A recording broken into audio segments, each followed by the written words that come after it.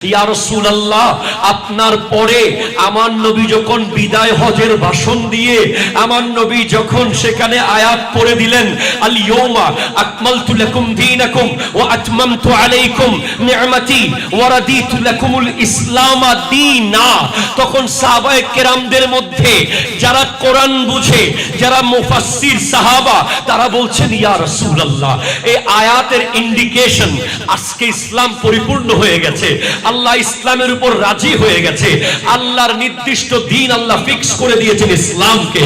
তাহলে মনে হয় আপনি নবী দুনিয়া থেকে পর্দা করে চলে যাবেন, আপনি বোধহয় আমাদের থেকে বিদায় নিয়ে যাবেন। ইয়া রাসূলুল্লাহ, আমরা কার কাছে যাব? কার কাছে যাব? কে আমাদেরকে পথ দেখাবে? কে আমাদেরকে রাস্তা দেখাবে?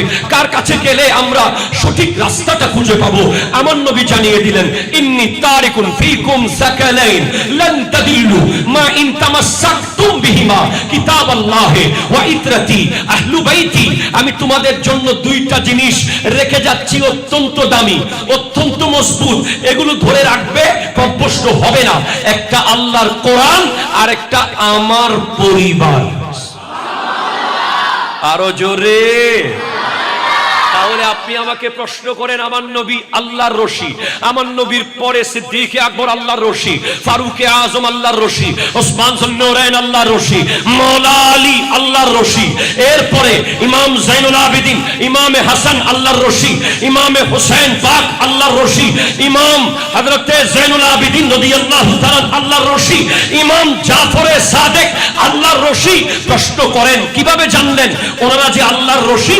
ইমাম জাফরে সাদেক রাদিয়াল্লাহু তাআলা আনহুকে প্রশ্ন করা হয়েছে আল্লাহর রশি কে?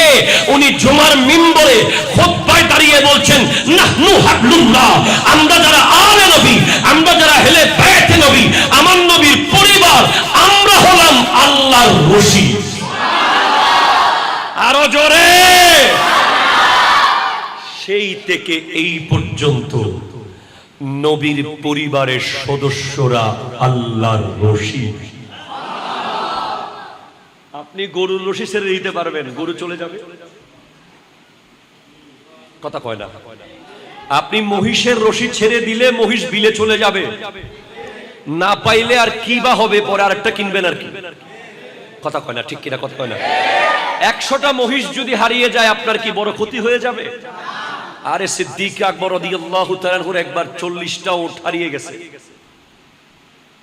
অনেকগুলো গোলামও হারিয়ে গেছে একসাথে। ওনার মুখ কালো, চেহারা মলিন। আমার নবী জিজ্ঞেস করছেন, আবু বকর তোমার চেহারা মলিন কেন? তোমার কি আপনাদের কষ্ট হচ্ছে? প্লিজ নজর মেরি তরফ, আমাকে বলে দেন, যদি অসুবিধা হয় আমি সাথে সাথে ছেড়ে দিচ্ছি। অসুবিধা হচ্ছে? আপনারা কি আর 10 মিনিট শুনবেন আমাকে? 10 মিনিট? জি, তাহলে একটু শুনেন, মেহেরবানি করে। সিদ্দিক আকবর রাদিয়াল্লাহু তাআলা আনহুর ওট হারিয়ে গেছে 40টা। মতান্তর থাকতে পারে সংখ্যার মধ্যে, গোলামও হারিয়েছে। আমার নবী বলছেন, আবু বকর তোমার চেহারা দেখে মনে হচ্ছে যেন তোমার তাকবীরে উলা ছুটে গেছে। আল্লাহু আকবার, জোরে বলেন না। আমাদের দেশে 3 ক্যাটাগরির নামাজি আছে। এক ধরনের নামাজি যারা প্রথম শুরুতেই গিয়ে আল্লাহু আকবার বলে ইমামের সাথে সাথে নিয়ত করে, আছে না নাই? কথা বলেন তো, মুরব্বীদের মধ্যে অনেক পাবেন, ইটস ইম্পর্টেন্ট। এক ধরনের নামাজি, ইমাম সাহেব জামাত শুরু করে দিয়েছে আমাদের বদরুদ্দিন কাদরি সাহেব, সাথে সাথে উনি পিছনে নিয়ত করে ফেলেছে মুসল্লি। আরেক ধরনের নামাজি উযু করতে করতে আসার খেতে খেতে এসেছে, কারণ উনি বৈঠকখানায় এতক্ষণ পুরো বিশ্বের খবর নিয়েছে না, কথা জোরে বলেন না, ঠিক কিনা? ওনার সাথে হোয়াইট হাউসে মিটিং ছিল, অনলাইনে ওনার সাথে জাতিসংঘের মহাসচিবের মিটিং ছিল। বৈঠকখানায় মিটিং শেষ করে আসতে আসতে তখন ইমাম সাহেব হুজুর 1 রাকাত শেষ করে উঠে গেছে, কথা কন না, ঠিক কিনা জোরে বলেন। আরেক ধরনের নামাজি আছে একেবারে সালাম ফিরানোর, অথবা সালাম ফিরিয়ে ফেলেছে, ঠিক কিনা জোরে বলেন। আহা জামাত শেষ হয়ে গেল, এরকম নামাজি আছে না সমাজে? হ্যাঁ, আমি আপনাদেরকে একটু বলে দিই, প্রথম ক্যাটাগরির নামাজি যারা যারা সাথে সাথে নিয়ত করতে পেরেছে জামাতে, তাদের জন্য একটা পুরস্কার কবরে থাকবে। তারা কবরে যাওয়ার সাথে সাথে একটা অনেক বেশি সুন্দর, যে সুন্দরের বর্ণনা দেওয়ার মতো ভাষা আমার নাই, যেই সুন্দরীর দুটা চোখ দেখলে আপনি এক দেখাতে 5000 বছর কেটে যাবে, এরকম একটা হুর কবরে বিয়ে দেওয়া হবে ওই ব্যক্তির সাথে। ওই ব্যক্তি জিজ্ঞেস করবে, কিরে তুমি কে? হঠাৎ আমি কবরে আসার সাথে সাথে তুমি চলে আসলে, তুমি কে? সেই সুন্দরী হুর বলবে, আমি তোমার নামাজ, অন টাইম নামাজ। জোরে বলেন সুবহানাল্লাহ। On time, on time. আজান দিয়েছে আপনি মসজিদে, কবরে যাওয়ার সাথে সাথে সাপ অসম্ভব, বিচ্ছু অসম্ভব, আগুন অসম্ভব, আপনার কবর থাকবে বাসর ঘর, সেখানে থাকবে ওই দুলহান যার কথা বলছি, সে এসে যাবে, সে আপনার নামাজ। জোরে বলেন সুবহানাল্লাহ। সিদ্দিক আকবর রাদিয়াল্লাহু তাআলা আনহুকে বলছেন, আল্লাহ আমার নবী আবু বকর, তোমার তাকবীরে উলা কি ছুটে গেছে নাকি? তোমার মুখ কালো কেন? বলে, ইয়া রাসূলুল্লাহ, আমার তাকবীরে উলা ছুটে নাই, কিছু ওঠ হারিয়েছে। বলে, আচ্ছা তাই নাকি? বলে, ইয়া রাসূলুল্লাহ, আমার কাছে তাকবীরে উলার মূল্য, মানে ইমামের সাথে সাথে আল্লাহু আকবার বলে তাকবীর এরে অ্যাটেন্ড করার, নামাজে দাঁড়িয়ে যাওয়ার মূল্য গোটা পৃথিবী পরিমাণ ওট যদি আমার থাকে। কেউ যদি বলে আমি 5 মিনিট পরে নামাজে গেলে সব ওট বেঁচে থাকবে, না হলে আমি সব হারিয়ে ফেলবো। 5 মিনিট আগে মসজিদে গেলে আমার সব ওট আমি হারিয়ে ফেলবো। আমি সমস্ত পৃথিবী যত বড়, অত পরিমাণ ওট হারাতে রাজি। আপনার নবীর পেছনে প্রথম তাকবীর আমি ছাড়তে রাজি না। মানে জামাতের প্রথম তাকবীর আমার কাছে দুনিয়া পরিমাণ ওটের চেয়েও বেশি দামি। ইমাম হুসাইনকে আপনি প্রশ্ন করেন, ওগো হুসাইন, কারবালার মাঠে আপনার তলোয়ার যখন বিজলির মতো চলছে, যেদিকে যাচ্ছে গাজর মূলার মতো এজিদিদেরকে কেটে ফেলতেছে, যেদিকে যায়। আর কিছুক্ষণ যুদ্ধ করলে, তলোয়ার চালালে হয়তো 22,000 কেটে ফেলতে 22 মিনিটও লাগতো না। কিন্তু থেমে গেলেন কেন? বলে, আজান শুনেছি,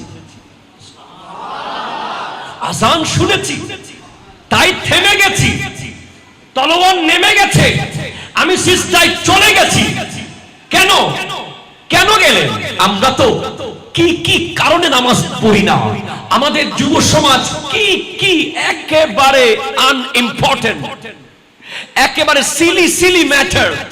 গাড়িতে আছে, নামাজ পড়ছে না। বিয়ে বাড়িতে আছে, নামাজ পড়ছে না। মিটিং এ আছে, নামাজে যাচ্ছে না। ফেসবুকিং করছে, নামাজে যাচ্ছে না। গল্প করতে করতে নামাজে যাচ্ছে না। আর ইমামে কারবালা তলোয়ারের নিচে নামাজে কেন গেলেন? বলে, কেন আপনি শুনেন নাই আমার নবীর হাদিস? সুইলা রাসূলুল্লাহ সাল্লাল্লাহু আলাইহি ওয়াসাল্লাম আইয়ুল আমালে আহাব্বু ইলাল্লাহি তাআলা, আল্লাহর কাছে সবচেয়ে শ্রেষ্ঠ আমল কোনটা? আমার নবী বলেছেন, 1 as-salatu li waqtiha, just time নামাজ পড়া, জাস্ট টাইম। 2 বিররুল ওয়ালিদাইন, পিতামাতার প্রতি সৎ আচরণ করা। 3 ওয়াল জিহাদু ফি সাবিলিল্লাহ, আল্লাহর রাস্তায় জিহাদ করা। আমি কোন জায়গা থেকে গিয়েছি? মহিষ যদি পালিয়ে যায়, আপনার কি বড় লস হয়ে যাবে? আপনি রশিটা ধরে রাখতে পারেন নাই, চলে গেছে। ঠিক কিনা কথা জোরে বলেন। কোরবানির সময় কত পশু চলে গেছে না পালিয়ে? কেউ পেয়েছে, কেউ পায় নাই। এমনও হয়েছে যে আমাদের চট্টগ্রাম শহর থেকে একটা মহিষ নাকি পালাতে পালাতে ফটিকছড়ি চলে এসেছে। চলে আসতে পারে। হ্যাঁ, গরু রশি ধরতে পারেন নাই, চলে গেছে। ছাগল ধরে রাখতে পারেন নাই, চলে গেছে। ভেড়া ধরে রাখতে পারেন নাই, চলে গেছে। গাছ কাটতেছেন, রশি দিয়ে ধরেছেন, ঠিকভাবে ধরতে পারেন নাই, উল্টাপাল্টা জায়গায় পড়ে গেছে। এগুলো যেতেই পারে। এসব রশি ছেড়ে দিলে তেমন লস নাই, কিন্তু আল্লাহর রশি যেটা, ওটা যদি ধরে রাখতে না পারেন, না কবরে কিছু পাবেন, না হাসরে কিছু পাবেন। এগুলো, এই রশি আস্তে করে ধরার কারণে চলে গেছে গরু, চলে গেছে মহিষ, চলে গেছে ভেড়া, চলে গেছে দুম্বা। কিন্তু আল্লাহর রশি যদি আপনি আস্তে করে ধরেন, ঈমান চলে যাবে। কথা বলে না, ঠিক কিনা কথা বলে না? কি চলে যাবে? ঈমান। যাদেরকে আল্লাহর রশি বলা হয়েছে, ওনাদেরকে ধরে রাখলে ঈমান থাকবে, ওনাদেরকে ছেড়ে দিলে ঈমান যাবে। এজন্য আমার নবী বলেছেন, আন-নুজুমু আমানুন লিআহলিস সামা। তারা হলো আসমানবাসীদের জন্য নিরাপত্তার সাইন। আর একটু জোরে বলেন সুবহানাল্লাহ। আমার মুস্তাফা যদি শুনতো, তারা হলো আসমানবাসীদের জন্য নিরাপত্তার sign, the symbol of peace. একটু জোরে বলেন না সুবহানাল্লাহ। হ্যাঁ, the symbol of protection for sky. তো জমিনের প্রোটেকশন কারা? জমিনবাসীর জন্য প্রোটেকশন কারা? কারা জমিনবাসীকে রক্ষা করবে? আমার নবী বলছেন, ওয়া আহলু বাইতি আমানুন লিউম্মতি লিআহলিল আরদ। জোরে বলেন সুবহানাল্লাহ। আমি নবীর পরিবার হলো জমিনবাসীদের জন্য প্রোটোকল, প্রোটেকশন, নিরাপত্তার সাইন। যতদিন এই জমিনে নবীর পরিবার থাকবে, ততদিন জমিনবাসী নিরাপদ থাকবে।